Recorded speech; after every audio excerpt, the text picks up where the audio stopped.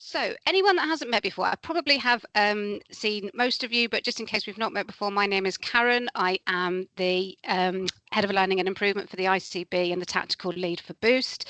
Lovely to see so many of you here today, and thank you for finding the time to continue to support the community of practice, because we're still developing and growing this community of practice, and we're open to any ideas or suggestions that you've got for contributions, and obviously how we shape it, because it's your community.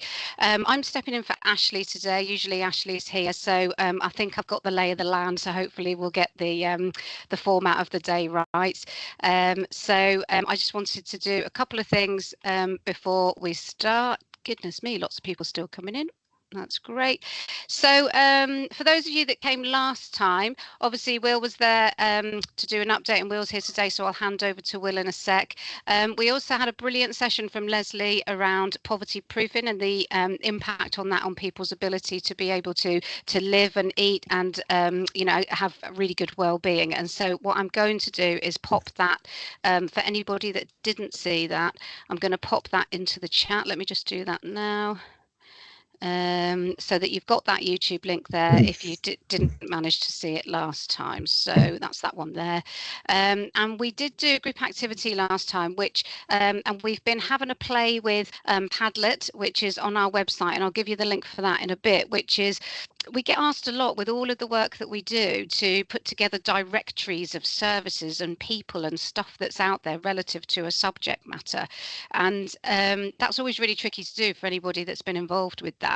So what we're trying to do is do it in an interactive way so that you can update relative to the part of the northeast and North Cumbria that you live, your services, anything you want to communicate. So hopefully, if we've got time, we'll have a quick play with that right at the end, but we'll see how we get on with time. So that was for last time. So for today, this is our plan. And so we'll hand over to Will in just a sec for an update. Not sure, Will, whether you'll give us an update on the impact of the 10-year plan, the NHS 10-year plan is, but it might be worth just giving your views on that as well. That'd be really interesting without putting you on the spot there.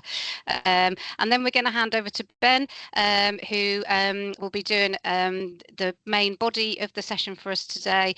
And obviously it says there, evidence-based dietary advice for weight management, which is great. And then, like I say, if we've got time to do a bit more on the mapping of our services and bringing us together as a community, we'll have a bash at that at the end. So thank you to all of you for popping your introductions into the chat. Will, how about we hand over to you for an update? How's things with you?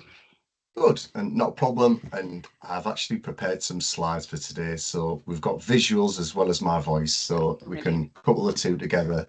I knew you would.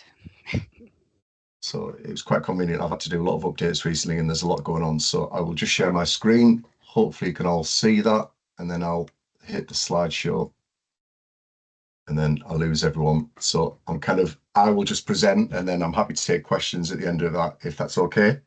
I'll keep an eye for you, Will. Perfect, thank you. So just a bit of update on the Healthy Weight Treatment Obesity work stream led by myself and Arut, the clinical lead. So we pulled these together, but unfortunately Arut's not available to present today. So just a quick update in terms of the work we've been doing. We were tasked in terms of putting it all together into 4 strategic themes based on kind of stakeholder engagement events and a challenge from the ICB that pulled together the importance of this work and a kind of a strategic direction and a way forwards. Possibly in anticipation of the 10-year plan, but just in terms of, I think, they're forward thinking that once they knew the numbers and the modelling and the work that we've pulled together, that the importance of it and that we need to do more work, both from kind of early intervention right through to like the prevention kind of tactics as well, to kind of meet in the middle as well. So our 4 strategic themes are a whole system approach and healthy weight declaration kind of work. Second one, which is based on the commercial determinants of health conference we held in terms of the, the buy one, get one free offers, the high fat and sugar foods. So advocacy around the commercial determinants in the food environment. Theme 3 being service provision, and theme 4 being workforce, that are underpinned by 2 enablers of comms and engagement, kind of strategic approach to it. And we are obsessed with data and intelligence in terms of everything we do. So we work with actual whole numbers and model numbers rather than percentages, just a little phrase that Art and I coined is that people have come a bit percentage blind when it comes to this work. So we want to kind of really hit home the impact of the numbers and what that means for our system. So just a little bit of an update in terms of the whole system approach. So we're looking at development of a NENC-wide healthy weight declaration. So looking to not duplicate, but to support and strengthen the work that's currently going on in local authorities. So shout out to like North Cumbria, County Durham, Northumberland, places like that are already doing it. So we're trying to link in with them, but do it NENC-wide and ICB-wide. There's only us and another ICB who are doing that currently at the moment as well. We've held a number of multi-stakeholder events across Tees Valley, Durham and North Cumbria. And the final one scheduled for this week in Newcastle. And we've had really good engagement and some really good feedback and thought processes to what we can do this and how we can approach it. So the key thing will be a report and recommendations from Food Active, and we're looking at a kind of development of a logic model of how we can implement this and some key strategic actions for implementation. But what we're trying to be mindful of as well is that it just doesn't become a huge action plan. We want to have just a handful that we can really tackle across the ICB and complement the work that's currently going on as well. So the advocacy in the food environment, one of the things that kind of it was born of as commercial determinants of health that made a lot of the kind of key leaders cross and sort of a bit emotional in terms of the impact of the food industry and some of the tactics and the power that they have across this, the impact it can have for both good and a bad side of things as well, and how we can look at framing things differently as well, and trying to support people in terms of making informed decisions and whether or not they're actually interested in becoming part and parcel of this journey and kind of development of social movement as well. So we have a specification developed looking at to do kind of insight work with the public and stakeholders. What we've just got to do is look at getting it out there on the framework and get people to bid against it and start delivering that ASAP as well. This will connect very heavily with theme 1 because they'll go hand in hand in terms of how we'll approach it and how we'll implement this work. Crucial one, service provision in terms of, so we're particularly looking at kind of the NHS side, and you probably have to be living under a rock if you've not kind of seen all the news around Ziptide and the launch of it, of the TA from the 23rd of December, and the proposed impact that it would be available from primary care from the 23rd of June onwards as well. Alongside that was as well in terms of the actual numbers is that the interim commissioning guidance that was basically going to take a cohorted approach rather than the typical technology appraisal is that it's got to be available within 90 days. And because of the numbers that would have been eligible based on the initial TA, I think it's between 2.4 and 3.4 million would have been eligible based on original TA, the NHSE put funding variation in to do a cohort approach over 3 years initially to be evaluated, and the whole kind of cohort, and I think lasts for up to 10 to 12 years, but kind of once we hit the 3 years, there's probably going to be another couple of drugs available by then anyway. So in terms of the North East and North Cumbria, our approach to implement it via primary care was a partnership with terms of primary care delivering the initiation and the consistent support and management of the patients that would be then linked with referral to the National Wraparound Care or the BSOP for the Behavioural Support Obesity Programme. And what primary care have been asked if they want to sign up and deliver the kind of the management or oversight of these patients on a locally enhanced agreement over the next year for cohort 1. And we had a sign up page for everyone to express an interest into it. So currently at the moment, we've got about 190 practices signed up so far, which is fantastic. And what we're looking to do is that once the closing date of that is on the 1st of August, we'll look to review in terms of what our options are. If there's practices willing to support patients from other practices, if we don't have full coverage, what are other options in terms of expanding provision elsewhere, such as community pharmacy and Tier 3 as well, to make sure we get the access to all patients possible and trying to reduce health inequalities as well. Key things about that, and probably I can guess the questions coming up in terms of how to manage it, what was the thought process of it. It was a lot of this was down to timescales and trying to get this out there and making it as accessible as soon as possible. Lots of learning going along the way as we're doing this as well. To manage this scenario as well, we're doing a thing called a prior approval ticket, so that we want to track the number of patients, because based on NHS cohorting and numbers, they provide us as an overview in terms of what the finances and the availability of numbers for the wraparound care was for our locality. We're still looking at that because there is discrepancies between our data and the national data, and a lot of ICBs are challenging this in terms of they think that there's more patients eligible, and they want to make sure we can get access to as many patients as possible. So we are working on that. The PAT system is live, as with the expression of interest as well. They've got to make sure that they meet the criteria for cohort 1, which is a BMI of over 40 and 4 of the 5 prescribed comorbidities as well. Just a bit of a logic model of how it works in terms of it, and some of the key things that they've got to look out for in terms of got to make sure that they're eligible, do the prior approval ticket, make sure that they understand all the details in terms of what they're getting themselves into. They're looking at doing patient provider contract in terms of understanding that they've got to attend for 12 months. They've got to do monthly sessions. They've got to engage with the wraparound care. They've got to engage with the GP practice as well to monitor engagement as well. And there's kind of the flow chart in terms of what happens if patients do and don't engage, and next steps as well, and the criteria all attached to that as well. Just a little bit in terms of the behavioural support programme, which is essentially an extension of the National Diabetes Prevention Programme that's been reformatted to focus on the tirzepatide prescribing and the comorbidities and what kind of things that need to consider in terms of the diet, the exercise and the support needed in behavioural change. So there's just a little bit of an overview, and essentially it's got kind of 3 options to it. There's a face-to-face option that will be done via Teams. There's a tailored remote session in terms of a face-to-face, but that's linked very heavily to what the diabetes prevention program is, and that'll be based in terms of people who ask for it, and it may develop further as we go further into the year. And then we've got a digital only service provided by Second Nature as well. So there's 3 options, and in terms of that, there's a single point of access that monitors in terms of what the patients want to do and how they want to go about it as well. And that's just a little bit in terms of it. And the key things in terms of the go through about the getting started, understand how they sustain the change and understand the impact in terms of the medication, and knowing as well that it's a 12-month program and what to do post-program. So the other elements in terms of the link to the TA as well was that they've got to make it available through Tier 3. We were quite fortunate in terms of the ICB saw the vision of this, and we've looked at making tirzepatide and the other weight loss drugs available via Tier 3 services, and been working hard with our providers to make sure that's available. One of the things that we did notice in terms of right to choose Tier 3 in the primary care, that we had multiple kind of different options for accessibility. So in terms of, for a number of reasons, both for kind of fairness, financial modelling and planning and implementation over a phased approach, we've done a patient prioritisation guidance that's aligned to the primary care model in terms of a BMI of 40 and 4 comorbidities.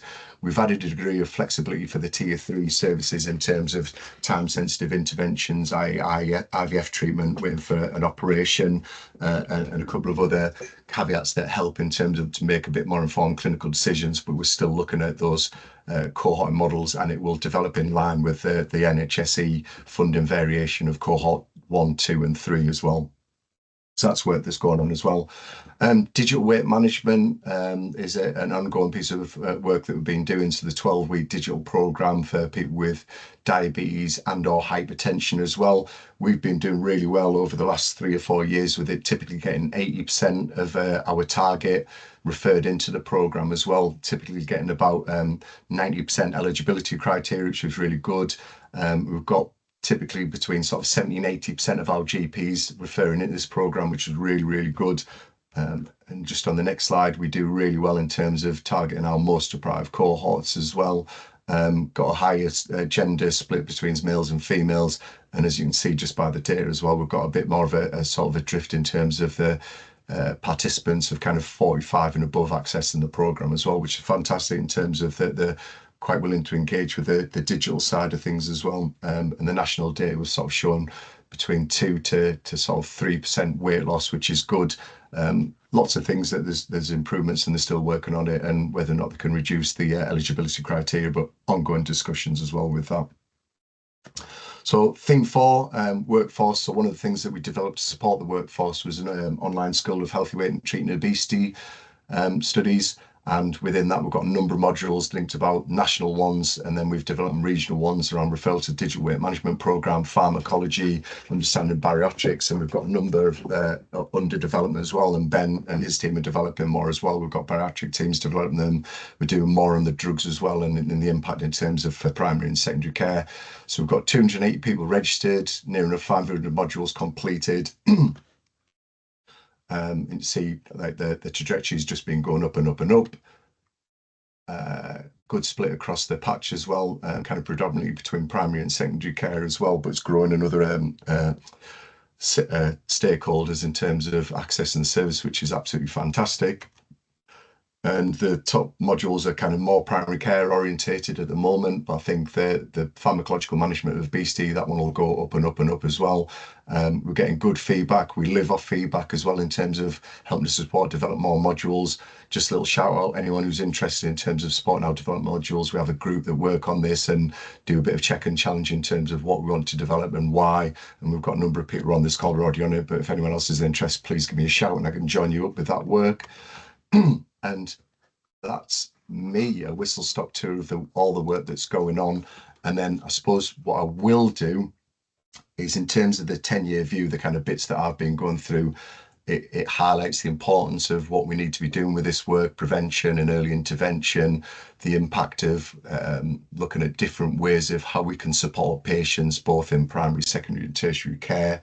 I think it's highlighting the importance that we need to do something. We need to do whole systems approach. We need to do wider work. We need to collaborate and join together to kind of turn the tap off, but obviously support those who are already living with obesity and the complexities that it brings as well. So it's not going away. There's lots of important work to do. I just suppose it's how it lands following all the changes, because a number of us are impacted by the changes. So we're still waiting to find out what that looks like and where it all lands. But I don't think it's going away. And the work that we've done so far has got a solid base to continue on for for the next 5-6 years as well. So I'm confident it'll continue, and the work that we've done is set us on the right path. And happy to take questions.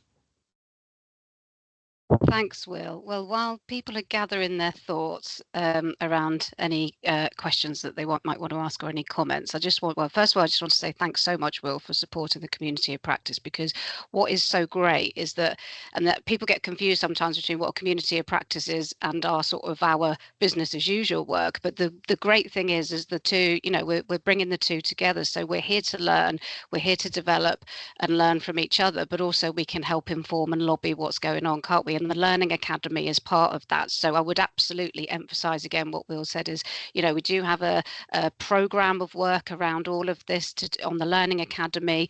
I don't think we'd be putting up on learning opportunities willy-nilly, but we can definitely put ad hoc ones on, or a program of learning that you might want to work with Will and the rest of the Boost team on. So, and we would absolutely keep an open mind to that, and let's have a play with some stuff, and sort of get other people. The other thing that we can do without opening a can of worms is Boost is open to the community. So we can have potentially practitioners and our citizens and service users learning alongside each other. And I think that's really exciting, because people can sign up to be members of Boost if they're, if they're citizens. They don't need to be health and care workers. So that's brilliant.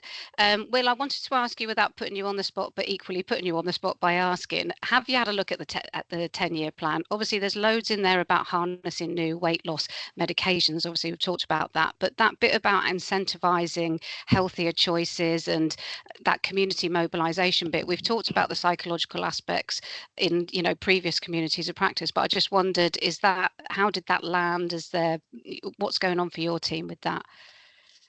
I think it just creates more opportunities in terms of the work that we were planning, and strengthens what we'd already put in place in terms of the whole systems approach, healthy weight declarations, the need to do preventative work as well as intervention orientated work, and that we've got to meet in the middle. We can't do one over the other. So we were really, really taken with it, and we were just glad that it was still in there, and that there was no kind of sort of badging it under other areas. It had a section to itself.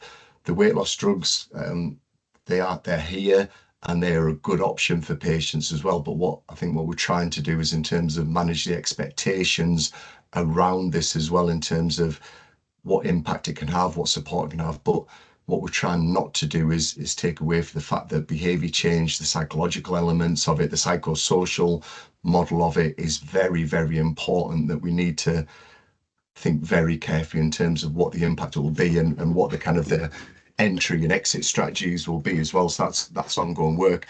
At the moment, a lot of it's bound by the kind of the financial constraints as well. But what we're trying to do is get the right support that goes around with it, and trying to get the right infrastructure to do the preventive work and the supportive work as well, and then the exit strategy from this kind of work as well. But it's moved far quicker than any of us could have anticipated.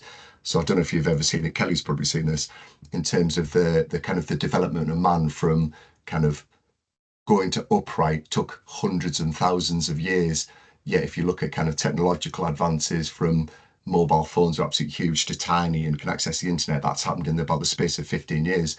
So if then we look at kind of in terms of the worlds of living with obesity, we went from nothing to now suddenly having, you know, 2 or 3 drugs on the market, and there's another 120 plus in development by 60 different companies, with the next couple potentially being oral kind of format rather than injection format, which will change the game completely.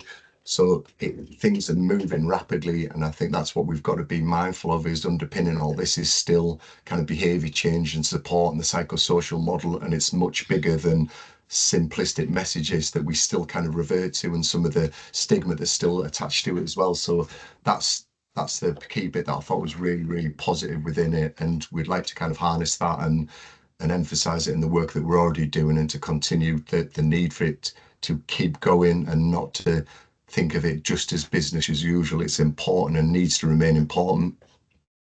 Yeah, brilliant. Thank you for that, Will. I think you can see the chat now, can't you? There's a question there from Catherine. Can you see that in the chat? Let me get it up, playing catch up. So it says, thanks, Will. The capped figures for each area, will there be an opportunity for these to be increased, as figures in North Cumbria are much higher than what is on offer, and I'm sure other areas will be in the same situation? We're looking at working with NHSE to increase our numbers in the cap. For the moment, just carry on in terms of see the patients, if they're eligible, meet the eligibility criteria, get them processed and get them onto the program, and we'll work from there. And we thought we were going to get more. To be fair, we got more than other ICBs, but in terms of the figures that we presented to them and our level of need, and in terms of the level of deprivation and inequalities that is across the northeast and North Cumbria, we were anticipating a lot more as well, but that's how it's happened. But there's still work going on in terms of the query, the numbers and the opportunities to access additional funding. So the message is just carry on as you are. If you've got patients who are eligible, just refer them into the programme. Great. Catherine, do you want to come back in on that? Yeah, just to say what we've done in North Cumbria, we've actually, there's only 147 places available. So what we've done is actually shared those across the 9 PCNs and divvied them up on adjusted population. I think we've done 4 per 10,000. So for my PCN, we've got 18 allocated people that we can put onto the programme. It was just really the first numbers that came out. We did some searches along with our primaries team, and they found for one practice alone that was 120. One of the other areas, they've seen 180 potential. One of the other PCNs, 180 potential patients. So yeah, I just wondered where those original figures had come from, that said there was about 1,500 people over northeast and North Cumbria that were eligible. Yes, that was done by our BI team, and they did the modelling, and they acknowledged that it was based on primary care data, which had about 48% missing data. So we'd highlighted that to the national team, is that ours was an underestimate and underrepresentation. So we were expecting double, if not towards treble of that.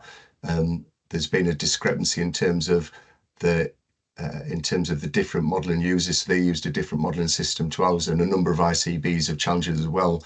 So it's with the national team, it's kind of out with us now. We're making a case in terms of our level of need, and that we could easily fill the places. We just have to see what happens. But for the moment, the message is, if you've got the patients, okay, put them through, get them referred into the program as well. But we will be monitoring the PAT as well, conversely, because we've got if while we're waiting for that kind of debate to go on in terms of access to more funding as well, we've just got to manage the expectations as well accordingly. So it's a bit of a balance that we've got going on. And if a patient, if they go so far through the program and they're not meeting the criteria, and they're off the program, they've declined or whatever, is the opportunity then for that place to be taken up by somebody else? Or is it just from the very start, there's 147 places to do the full 12 months? It's a difficult one. If they've got about more than halfway through the program and they've dropped out, then it would be very, very difficult to recycle the place. I need to get clarification on if they dropped out, say, after a month. That would be easier to recycle the place. But anything over that, I think, would be difficult to sort of rehash those numbers and work out the finance to do it properly, just because we've got to do regular reporting as well to NHS England to marry up the numbers and subscribing as well. If you can find out on that, Will, it just, then again, it gives us something to work on as well, because not everybody will follow it to the letter, will they? Yeah, and I suppose a lot of it is outlined in the specification in terms of the kind of steps that we've got to do. So from seeing a patient, make sure they're eligible and then meet the referral criteria. So that's been very clear. BMI of over 40 for the 5 prescribed comorbidities. Do the PAT ticket, acknowledging that. From there, the initiation can start, but they've then got to be referred to the BSOP or the wraparound care, whichever terminology we're kind of playing about with. They've got to be they've got to be referred to that, and they've got to commence that program. There'll be a bit of a lag because the behavioural support provider is that if someone hasn't engaged within 45 days, they'll let you know, and then they'll be classed as a non-starter. If they start the program and don't engage in 3 sessions in a row without kind of informing the provider, whether it's holidays or sickness or whatever, these kind of things, because life gets in the way. If they've not engaged with them, and again, after 45 days, then they will write back to yourselves to say the patient has engaged. And at any of those points, they've got to be off-boarded off the programme and deemed as not completing the programme. Again, other examples are if you get to the 6-month mark and they haven't achieved a 5% weight loss, then it's not working for them as well, and they've got to be off-boarded. And I appreciate there's lots of things that we can kind of chat about the ins and outs and the pros and cons of these. It's just in terms of the mechanisms and what we're working with and the practical and financial and logistical envelopes that we've got to kind of manage with all of this, because it's been thrust upon us far quicker than we'd have anticipated or wanted to do. Thanks, Will.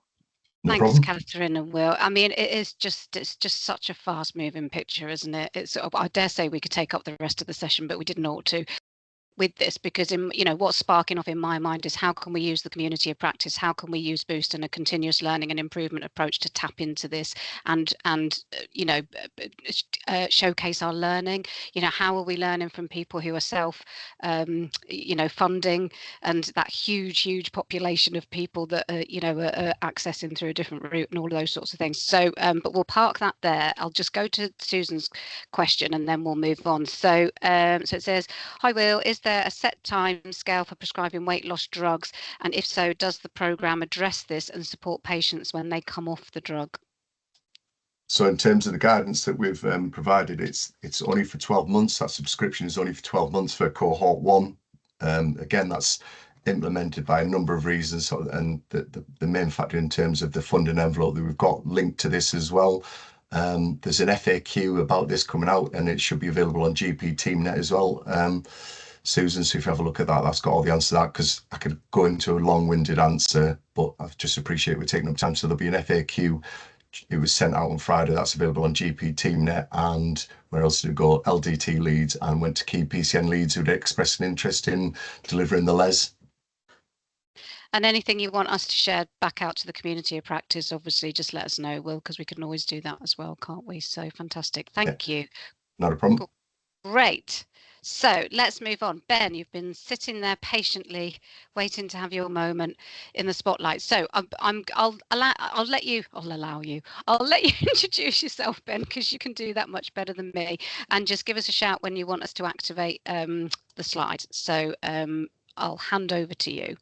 So I've got a session today, treating insulin resistance through diet and weight management. I slightly changed the title, but it's on the same theme. Another way to help weight management patients question there. So who am I? So I'm Ben Richardson. I'm a specialist dietitian, non-medical prescriber by trade, but I'm also the clinical lead for the Tier 3 Specialist Weight Management Service, which is run by South Tees Hospitals NHS Foundation Trust.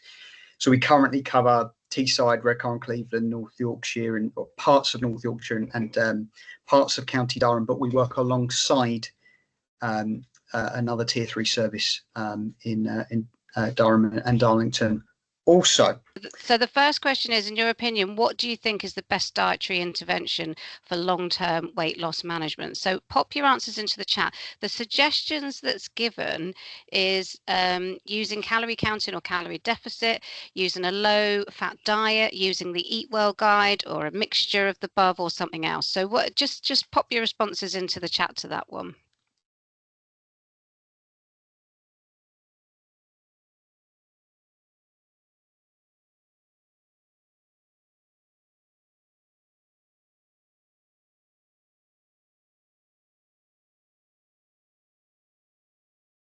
Yeah, so we're starting to get some responses there.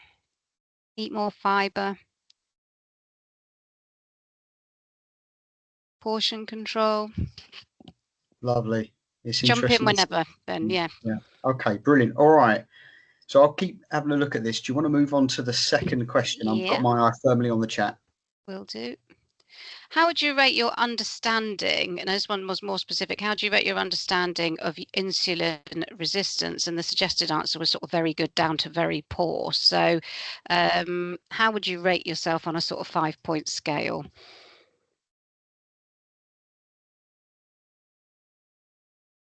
Very poor, good, good.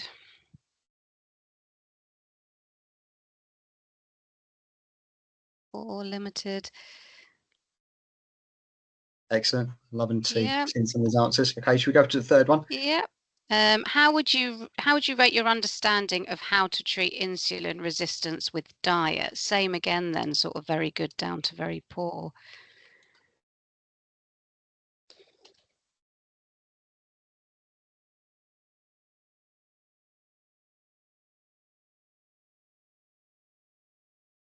Definitely not as good, that one, that second one. Excellent. All right. Is that giving you a fair feel for what's what? Sorry that the Slido failed. Failed us. I think so, and no, that's absolutely fine. I think that definitely has given me a good understanding. Hopefully, everyone else, if you're looking at the chat, we can sort of see where we are. So let me go back to my slides. Say back to. Didn't even bring them up the first time. Can we see that all right? Yes, I can see that. Hopefully we've. Yeah. Okay. So obviously this is who I am. Just to link in with what we were discussing earlier, it's a very exciting time in weight management. It's a very stressful time for NHS and healthcare in general. Looking in terms of the weight management medications. So I've been in this job at South Tees for 10 years and 1 day as a clinical lead. So yesterday was my 10th anniversary here, which means for the last 10 years, the only thing I've done is work in specialist weight management, which is really unusual actually for a dietitian. Most dietitians are working in other areas, more so on the other side, nutrition support and so on and so forth. I've been a dietitian 14 years, and the 4 years prior to the last 10, about 2 of them were heavily involved in weight management in another Tier 3 service and respiratory also.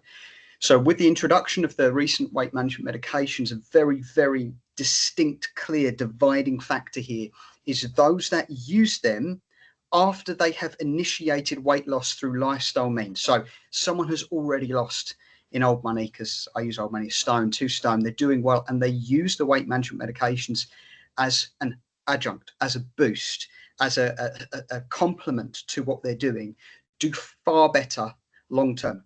It's very, very easy to look at 3 months, 6 months, a year. It's not good enough in weight management. We've got to look at least 2 years. And even then, we've only got a partial picture. So it was interesting, some of the points that were raised earlier. The weight management medications are very, very important, but they're really only as good as where the person started. People who use these medications to initiate their weight loss, usually we see a very, very quick weight regain when they're stopped. I think in part that's because people don't have any confidence that they can make change, and they also develop a bit of a dependence on the medication. So just my 2 pennies there. All right, so when I speak to people to sort of set the scene about weight management as a specialty, I usually get some kind of either overt or, I guess, veiled response of something like this. And hopefully everyone here sort of understands what I'm talking about. But I can definitely say that I'm intellectually curious, and I can definitely say that, obesity, weight management is a specialty. If we don't recognize that, I encourage you to look into it, because it is mind-boggling, the complexity of this area. It's even greater than diabetes, in my opinion. So I'm sure you guys are all familiar with this, but just looking over rates of obesity going up, okay, we can see the picture, So why am I saying this? Well, if we look at WHO data, so we're looking at the leading causes of death and morbidity in the world, obesity either has a direct causal relationship, or is a major contributory factor, or is an exacerbator of all of them. And that is completely disregarding quality of life. So just forget quality of life. Just assume we're talking about just survival. I'm sure you know that, but it's good to sort of back it up with major data. So the point is, something has got to change. And that's where we come in, because if we're interested in weight management, then we're one of the few. Okay, we are pretty special. That's where the specialist weight management sort of comes in here. And what am I saying? Well, there was a wise guy who once said something along this line: the definition of insanity is doing the same thing over and over again and expecting different results. Yeah, I'm going to be very brutal. As a dietitian, what I see is, from a dietary point of view, us doing exactly the same thing over and over and over again on a wide scale. I'm not talking about us as individuals, but on a public health level, on a, this is the advice we're going to give in this service level. I see us doing exactly the same thing over and over again and expecting a different outcome. And I guess Albert Einstein would probably disagree with that, because, we just carry on as we always have done, then, everything's going to be fine, right? We'll overcome this problem. And I can say this because I've absolutely been part of the problem. As far as I'm concerned, I, at least in part, contributed to recycling the same stuff over and over and over again in terms of dietary advice that does not work long term for our patients, and just hoping and expecting it to work out all right. And then 5 years ago, professionally, I had a very big, I guess epiphany, you want to call it that. Completely changed the way that I practiced, and have seen significant results. So I'm very passionate about this. And this is where the subject of insulin resistance comes in. What I want to stress is I'm just honing in on just one other factor of weight management. If you want to talk about hormones, you could be talking about all kind of, we could talk about GLP-1s, we could talk about, leptin resistance, we could talk about ghrelin and, peptide YY, and you could just go off on one. So I'm just zoning on a very, very small part of the picture, but nonetheless significant. And I guess I want to share with you why I've been practicing the way that I have the last 5 years, why I'll never, ever go back to what I was doing before, and actually what that is. So I'm sure a lot of us here will already have this understanding, so I'll go through this pretty quickly. But when we eat, some of what we eat, we break down and turn into a sugar called glucose. So if I say blood sugar or blood glucose, I'm talking about the same thing. Any digestible carbohydrate that we absorb is turned into glucose. Even if it's another sugar like fructose, the liver just turns that into glucose. So blood sugar, blood glucose, same thing. So we eat and our blood sugar levels go up. But we can't use glucose efficiently as a fuel. We cannot use it efficiently as a fuel unless our body produces the hormone insulin. So it's actually produced by an organ called the pancreas just behind the stomach. Small but profound. I guess that's kind of how I like to think of myself, somewhat a bit like the pancreas. And of course, using a poetic term, insulin pushes the glucose into the body tissues. It does more than that, and our blood glucose levels fall. So we eat food, our blood sugar levels go up, our pancreas produces insulin, and blood glucose levels fall, and that's good. There's nothing wrong or unhealthy about this whatsoever. So insulin is a good thing. I'm not saying at all, and I say this to my patients, I deliver a very similar presentation to probably about 95% of patients under the service, and I'll say, look, I'm not saying insulin is a bad thing. It's good. In fact, it's so good, it's essential to life. It's just only good in the right amount. And that's not specific to insulin. That's pretty much the same with everything. So the analogy I use most often is, I'm pretty sure, reasonably sure you'd agree with me that oxygen is a good thing. But even oxygen we want in the right amount. So at sea level, oxygen is about 21% of the air we breathe, and that's relatively good. We don't mind if it's a little bit higher.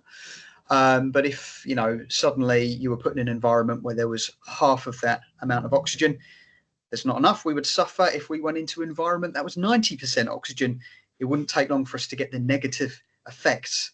And it's the same with a lot of things.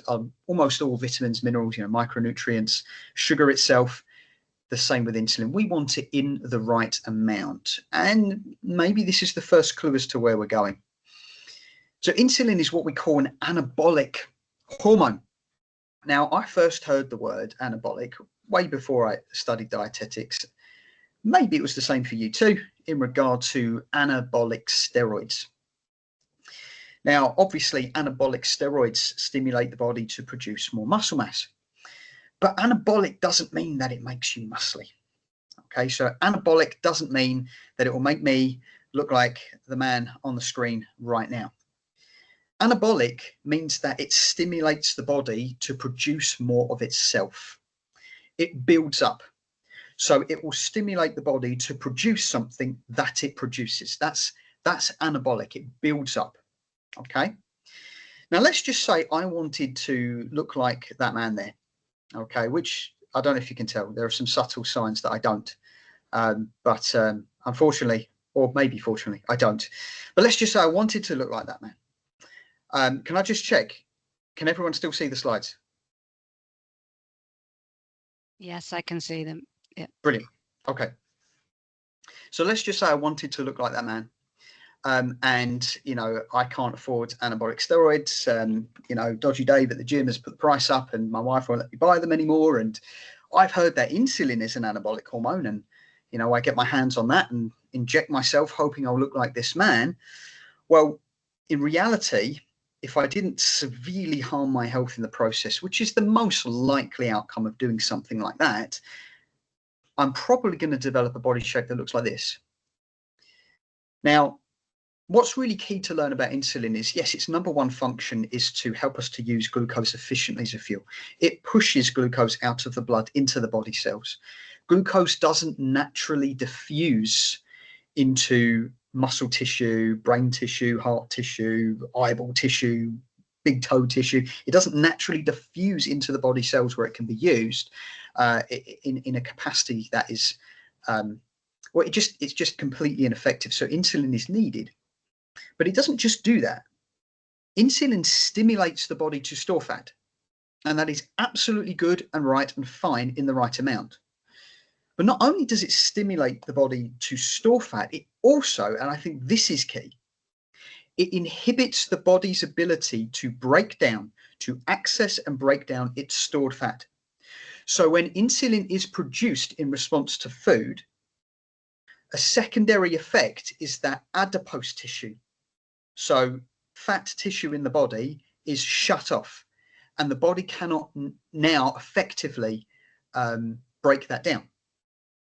So what we tend to find is that when people have higher than healthy levels of insulin, not only is there that stimulation to store fat, but there's also the inhibition to break down their own fat stores, but also another one.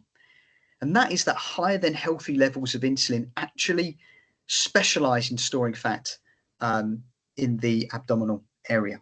Okay, so what we would call visceral fat. This is different to subcutaneous fat, which is under the skin but above the muscle. It's soft, it's squidgy, that's subcutaneous fat. In fact, if we've got high levels of insulin, we're more likely to have more visceral fat, which is fat that is in and around the vital organs. And a very important fact to acknowledge, and I'm sure a lot of you understand this very well, is it's the visceral fat that is much more destructive to health. Visceral fat, another poetic term, is more chemically active in the body. Not just the amount of visceral fat, but also potentially the size of the individual fat cells as well. So insulin resistance contributes to that. So to bring it all together, what is insulin resistance? Well, the take-home message would be, it doesn't matter how you get there. If you've got insulin resistance, it's going to lead to higher levels of insulin. That could be someone with a lovely HbA1c of 35 and a fasting blood glucose level of 4.9 and a random blood glucose level of 5.5.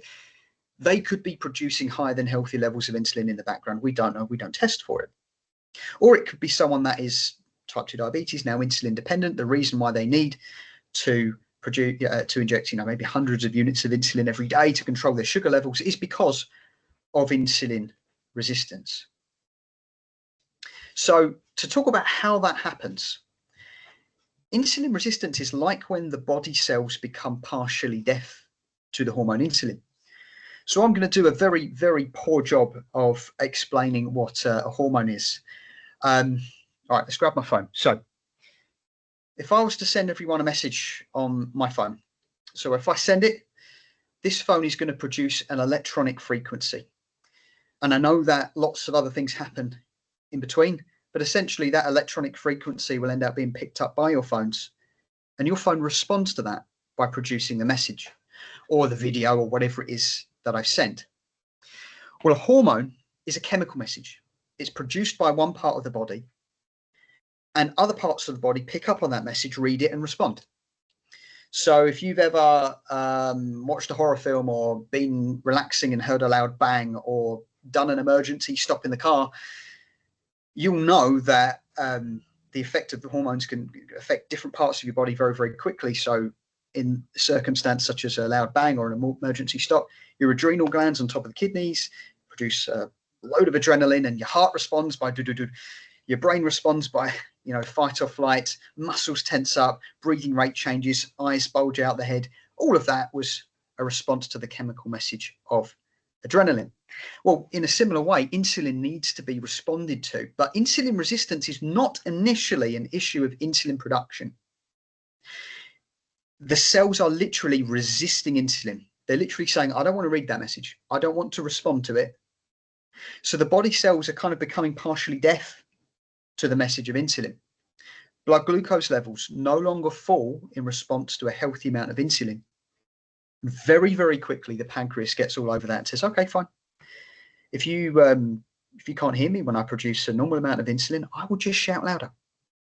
I will produce more insulin and I'll get over that problem. And you know what? That actually works. And there's good evidence to say that can work for a lot of people up to 10 years before it actually starts to affect blood sugar levels. And when the body is constantly in a state where it's producing higher levels of insulin than you would expect to find, we call that hyperinsulinemia, higher than healthy levels of insulin in the blood. So I think a main point I want to bring up here is that this isn't a small issue either. So even if I've got a perfect HbA1c, if my BMI is above 30, I've got more than a 50% chance of actually having hyperinsulinemia, having insulin resistance. In fact, when I go above a BMI of 35, it jumps to about 60, 65%, depending on the data you're looking at. And it gets even higher. So what we know is by the time you've got a BMI of over 35 and you're talking about specialist weight management service criteria or above 40, You have far more people who are in this state than who are not. Yet the key thing is almost all of the dietary advice that we give out, or we're trained to give out, doesn't take any of that into account. So that means that something like the Eatwell guide or the just calories in, calories out, it's just simply you're a seesaw.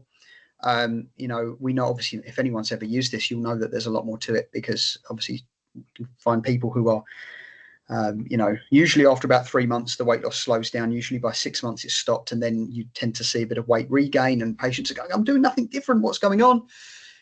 And even these messages were all formulated as though insulin resistance isn't really an issue. So let's just focus on calories. So none of that takes insulin resistance into account. Okay. And if we do take it into account, well, anecdotally, you can use my patients as an example, things get a lot better. One last question I think to ask before we look at dietary advice for this is, well, so what? You know, what has this got to do with me and my health and my weight loss, my patients, my health, my weight loss? What I want to do is go through 6 common symptoms of high levels of insulin in the blood. So bearing in mind, if we're talking about my patient group, if their BMI is between 35 and 40, about 65% will be experiencing some of this, and above 40, even higher. So just 3 of 6 common, I'm not even going to go into skin changes and reproductive issues, literally just 6 common ones. Difficulty losing weight and weight gain. Because of the effect of hyperinsulinemia, people who have it are more likely, much more likely to be maintaining or gaining weight than they are losing. And if they do lose weight, it will be difficult, and almost always by 3 months, it's slowed down or stopped. They're likely to have increased hunger and reduced satiety. So literally feeling less full and more hungry. That is a symptom of hyperinsulinemia. They're likely to be craving foods that raise blood sugar levels quickly. And this is because of an interesting quirk of the condition. So if I'm a body cell, let's just say I'm a muscle cell or a liver cell, and insulin resistance is present, glucose is traveling from the blood into the body tissues, but it's happening at a rate slower than I'm happy with, because the resistance is there and glucose isn't coming in at the rate that I want. So being a muscle cell or a liver cell or whatever, I'm thinking, oh, maybe there's not enough sugar. So I'm going to send out messages that tell the body, you know, those foods that send blood sugar levels up quickly, gimme, gimme, gimme, because I don't think I've got enough here. So even that, you can see a vicious cycle. Someone gains a bit of weight, they become a bit insulin resistant. They're more likely to maintain or gain more weight, which means they're more likely to be more insulin resistant, which might lead to them feeling a bit more hungry or a little bit less full than they used to feel, which means they're likely to eat more, which means they gain more weight, they become more hyperinsulinemic, and then they start craving the foods that make it worse. So it's almost like an addiction here. It's a vicious cycle. Feeling sleepy after eating, even, you know, more sort of vague symptoms, fatigue issues with concentration, all of them can be symptoms. So a classic presentation would be someone recognizing 2 to 4 of those. You know, well, the next question I usually ask is, how many of those help us with our weight management? And hopefully you can see that's a bit of a rhetorical question. So that was an absolute fly past, very, very quick introduction, I guess, to insulin resistance. The last thing I want to do before we talk about the dietary advice and maybe do a breakout activity is looking at the scale of insulin resistance, because often, and I was taught this, absolutely taught, I was only taught about insulin resistance in diabetes, and it exists outside of diabetes. It can do. So let me just demystify that a little bit. When someone first develops insulin resistance, they enter into what is called the compensatory phase. What that means is you test any blood glucose level test you want and it will come back healthy. It's only healthy because the pancreas is compensating. It's producing 25% more, 50% more, 100%, up to 5 times the amount of insulin you would expect to find in a healthy individual to suppress those sugar levels and keep them in the healthy range. That can be present 5, 6, 7, 8 years, up to 10 years before it ever affects blood glucose levels. And the first time we are likely as clinicians to pick this up is in pre-diabetes. Now, the same cog of insulin resistance is turning there, but it's the insulin resistance is so severe that the amount of glucose, the amount of insulin being produced can no longer suppress the sugar levels, and they're starting to come up a bit. And if we've got good, if we're good clinicians, we've got good GP surgeries, will be picked up and say, oh, we've called it early with pre-diabetes. And I don't disagree with that. I think that's great. Yes, we caught it early, but in reality, insulin resistance has been present for years by this stage. And then when we look at the first 10 years of type 2 diabetes, same cog turning in the background, raised levels of insulin, but now we've got also high blood glucose levels. So it's kind of the worst of both worlds. After 10 years, insulin production does tend to wane as type 2 diabetes progresses. But the good news is no matter where I see a patient, no matter what stage they're in, it's the same dietary advice. We just adjust according to medications, or if we are able, adjust the medications to the dietary advice, which is the preferred method if we're able to properly manage and supervise that. So, what can we do about it? The good news is, if you've, I'm sure you have heard of the quote from Hippocrates, let food be thy medicine and medicine be thy food. What's exciting to me as a dietitian is that there is not a medication, there's not a cocktail of medications that come close to the impact that the correct dietary advice has on treating insulin resistance. And what I'll do is I'll just quickly introduce these, and then we'll go to, if we've got time, maybe a bit of a discussion about what we think these mean, and then I can explain them. So there are 5 categories of dietary interventions that all, to some degree, are evidence-based at treating insulin resistance. And they are lower carbohydrate eating, intermittent fasting, usually on the lighter end of intermittent fasting, using acetic acid preparations or foods that are naturally high in acetic acid when we eat. It doesn't have to be taken in the form of apple cider vinegar, but that tends to be the most popular way in which it's taken. We've got lower glycemic index eating or lower GI eating, or quite frankly, where all of this comes from is the research from the very low energy diets, which has started the conclusive proof that type 2 diabetes is a condition that can be put into remission. There aren't medications that can put diabetes into remission, but obviously there is diet that can as well. So very low energy diet is what started this. The only difference to that is it is short term and it is more of a specialist intervention. So lower carbohydrate eating, intermittent fasting, acetic acid preparations, low GI eating, and very low energy diets, that one being in the short term. So stop sharing my slides, and I hope my internet is still connected. I can see people moving. So did you catch that?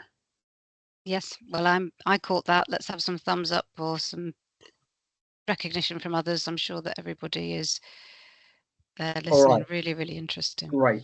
I don't normally go that fast, but I do. I'm conscious of your time. Obviously, it's a very busy, stressful time at the moment. I think what Will shared at the start was really, really important as well.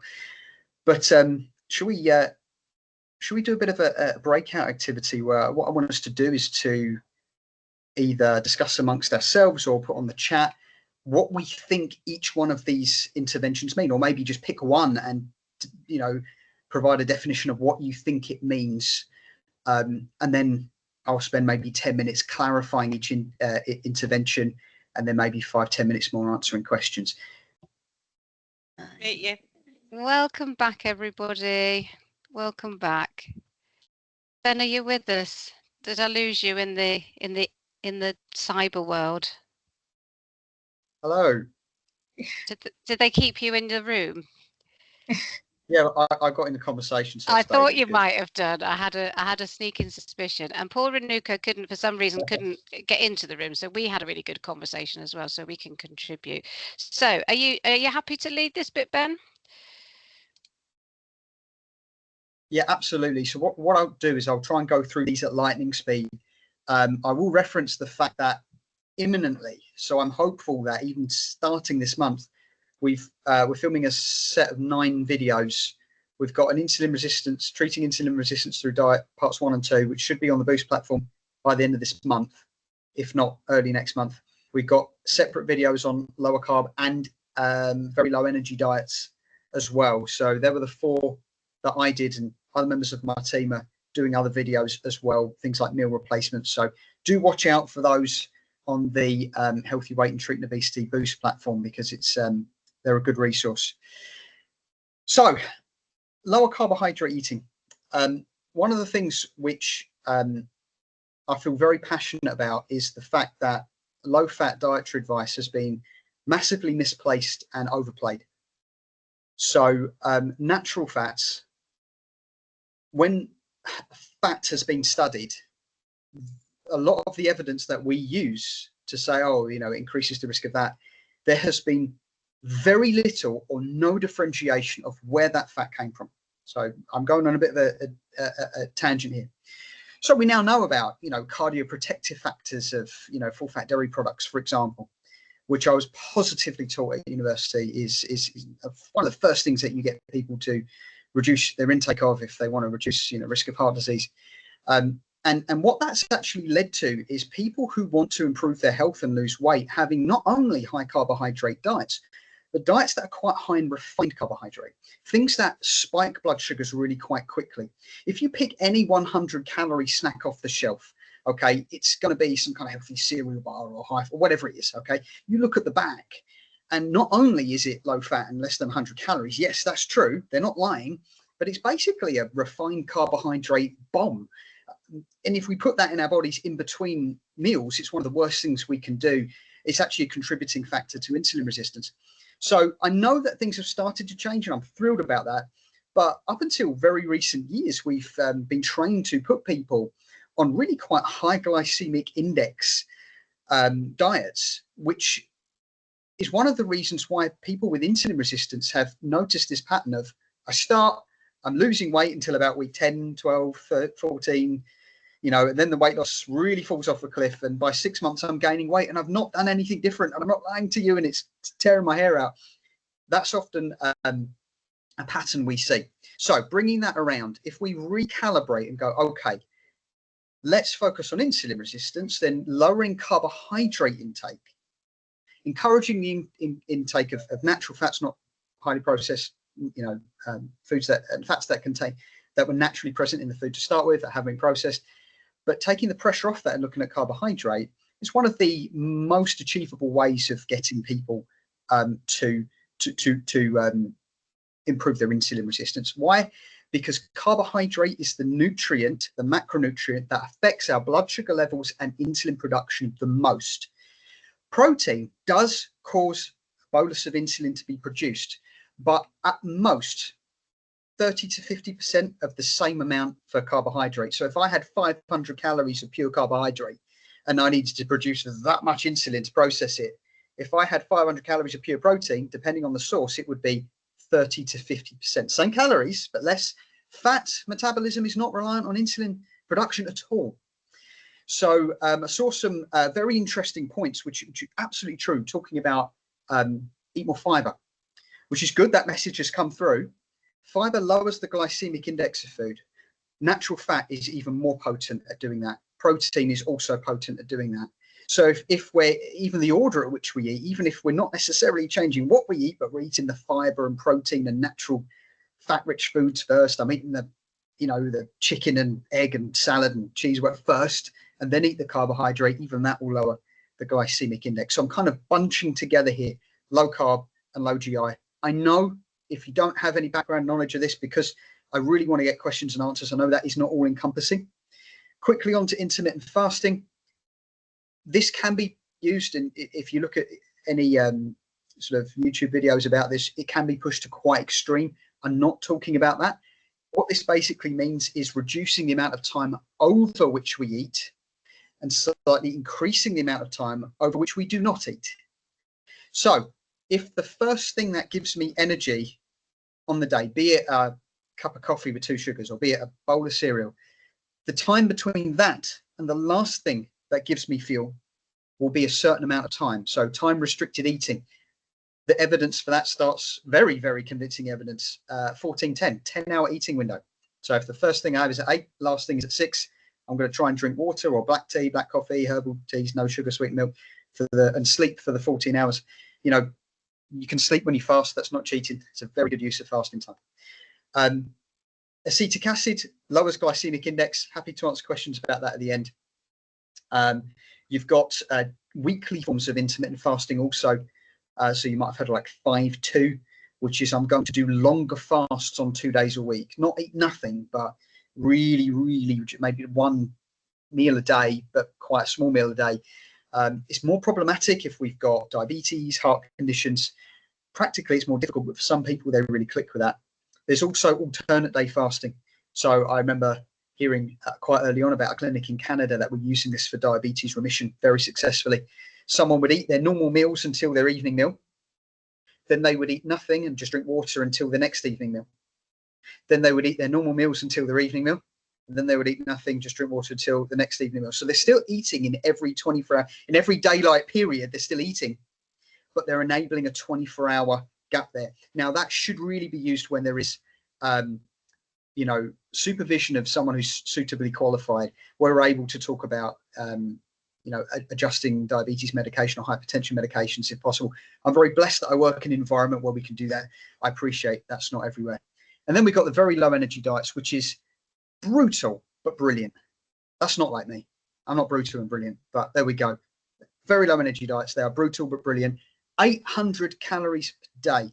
If we use the calories in, calories out model, we have to go to an unsustainably low amount, a painfully low amount, to break insulin resistance, which is why classic calorie counting doesn't work in the long term, because it doesn't, people can't bring themselves to the point, it's too uncomfortable to the point at which insulin resistance is broken, so it remains present.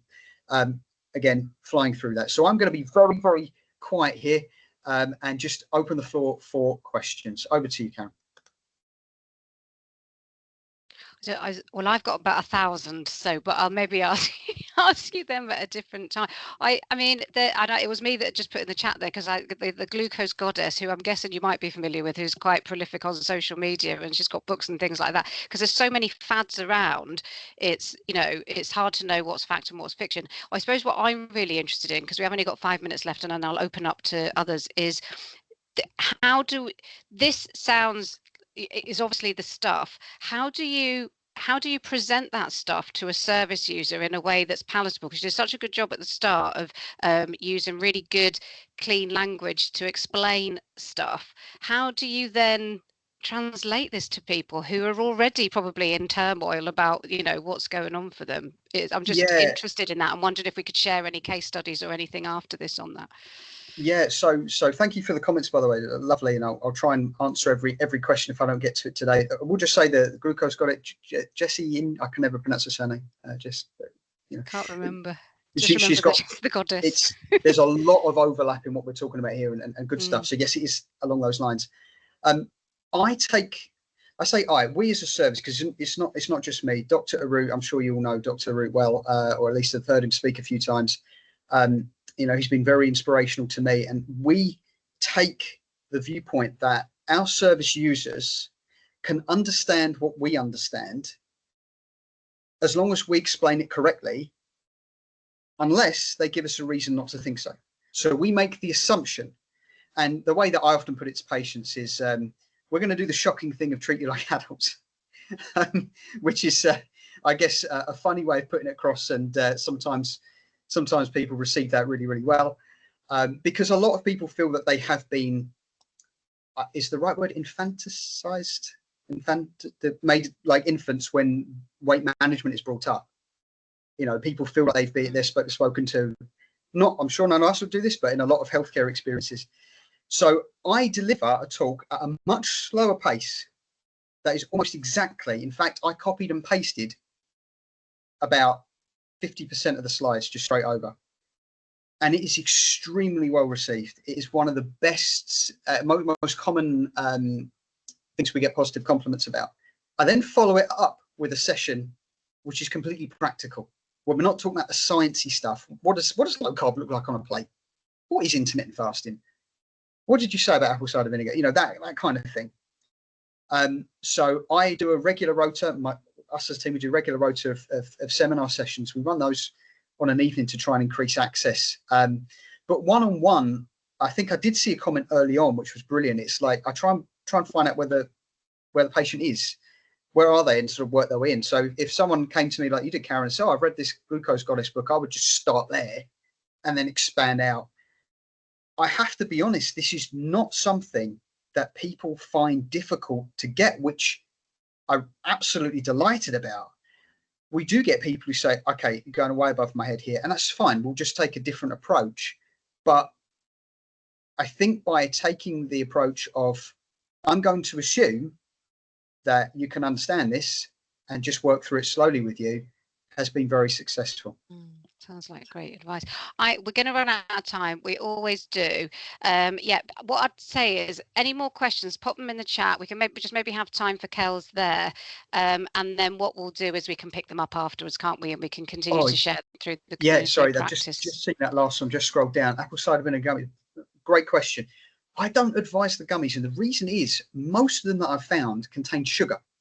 There are two other reasons. So it's kind of like if I'm taking something to reduce my sugar that contains sugar, it kind of counteracts. To me, it seems a bit like a contraindication. But also, we're talking about acid, and if it's gummy sweet, it can get stuck in our teeth. Not the best idea to have acid in close contact with our tooth enamel. The third thing is that I don't think the dosing is as good. I'm very happy to provide more information about dosing. I'm going to put my email address in the comments here. So if anyone wants any more information, feel free to, as long as you give me a week or so to respond, because I'm already a bit behind, I'd be very, very happy to get back to you with more info. But great question, Cal. Yeah, that's really generous of you, Ben. Thanks so much, and we'll support with that as well.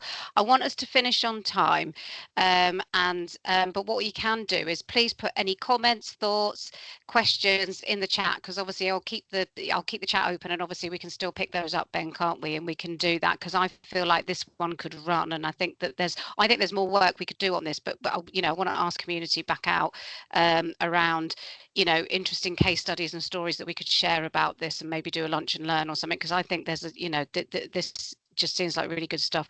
I've popped a save the date in there. That's just if you click on it, you'll just see the save the date. So our next community of practice is on the 16th of September. The details are just in the chat there, and it's not on the website yet. It's not on the Boost website, but we'll let you know when it is. But yeah, looks like there's probably still quite a lot of interest in this, Ben, so we'll keep the dialogue going. But thank you so much, everybody. Thanks to Will, thanks to Ben, and see you again next time. Thank you. Bye. Thank you. Thanks.